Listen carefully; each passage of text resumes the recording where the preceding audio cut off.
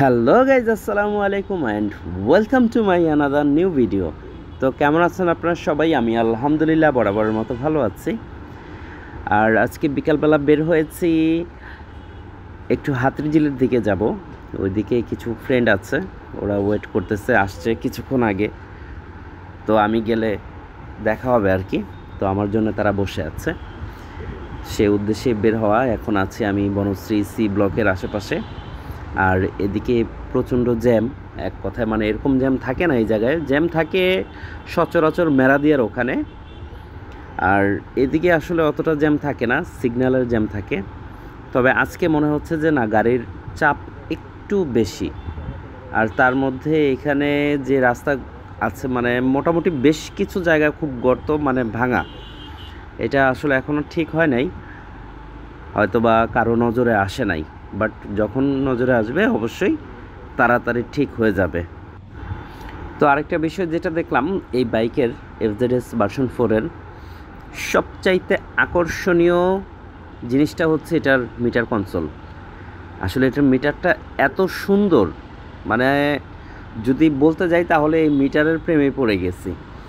কারণ MT-15-এর যে metre, R15 version 3-র যে মিটার, FZ-B4-এও সেম মিটার।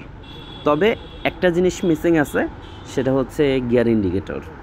আসলে গিয়ার ইন্ডিকেটরটা যদি দিয়ে দিত তাহলে এই বাইকে একটা ফুল প্যাকেজ ছিল, একদম 10-এ 10। আসলে এটা যে কেন তারা দিল না সেটা আসলে বুঝতে পারলাম না। কারণ মিটার যেহেতু দিয়েছে, মিটারের সব কিছু দিয়েছে, আবার ওয়াই কানেক্ট।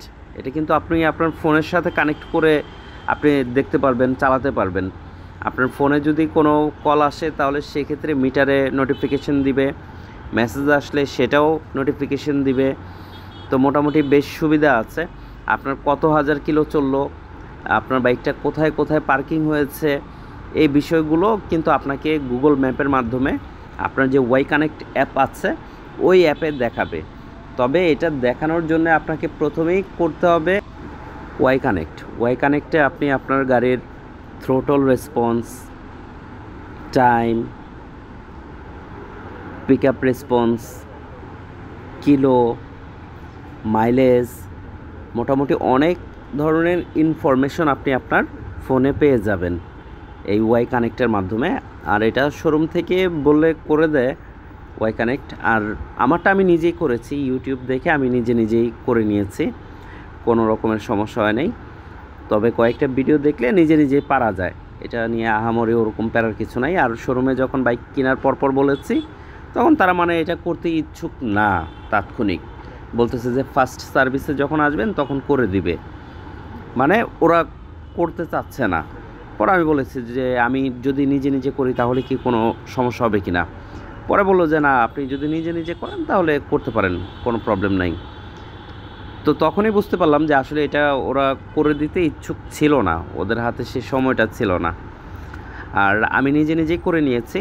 এখন আপাতত আমি আমার ফোনেই দেখতে পাচ্ছি যে মাইলেজ কত যাচ্ছে আমার লিটারে, পার লিটারে কত কিলোমিটার চালাচ্ছি, তারপর থ্রোটল রেসপন্স কোথায় কিভাবে আছে, আমি দিলে কতটুকু এসে থামতেছে, আরপিএম কততে চলতেছে বা কততে চলে আসে পিক আপ ছেড়ে দিলে, অ্যাভারেজ সব কিছুই। তো এর মধ্যে আমার ওই যে দুই ফ্রেন্ড ওরাও আছে, ওরাও আমার সাথে সাথে আছে, একবার আগে যায় একবার পেছনে যায়। আর ওদের কাহিনিটাও বুঝতেছি না। তো যাই হোক, যেটা বলতেছিলাম, তো আপনারা যারা আমার ভিডিওটাই দেখতেছেন অবশ্যই আমাকে সাপোর্ট করবেন, আমার চ্যানেলটা সাবস্ক্রাইব করে দিবেন। আর যারা অলরেডি সাবস্ক্রাইব করেছেন তাদের সকলকে জানাই অন্তরের অন্তঃস্থল থেকে ভালোবাসা। তো সবাই ভালো থাকবেন, সুস্থ থাকবেন। আসসালামু আলাইকুম।